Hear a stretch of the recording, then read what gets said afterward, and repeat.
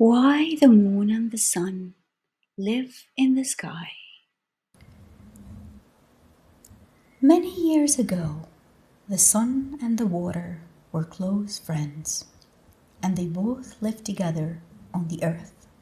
The sun often visited the water, but the water never came to visit her in return. One day, the sun asked the water why he never visited her home. The water replied, "Your house is too small.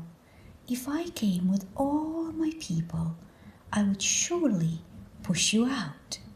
Then the water added, "If you truly wish me to visit, you must build a very large compound. I warn you though, it must be enormous because my people are many, and they take up a great deal of space." The sun agreed and promised to build a compound large enough to welcome her friend. She returned home to her husband, the moon, who greeted her warmly. The sun told the moon about her promise to the water, and together they began building a vast compound, bigger than any they had ever known. When the compound was finally finished, the sun invited the water to visit the next day.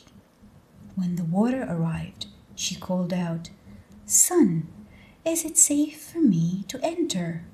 "Yes," replied the sun. "Come in, my friend." Slowly, the water began to flow into the compound, bringing with her the fish and all the creatures that lived within her. Soon, the water reached the sun's knees. She asked again, "Is it still safe for my people to come in?" "Yes," said the sun. The water continued to rise until it reached the height of a person's head. Once more, the water asked, "Shall I bring in more of my people?" The sun and the moon answered together, "Yes," not realizing what would happen next.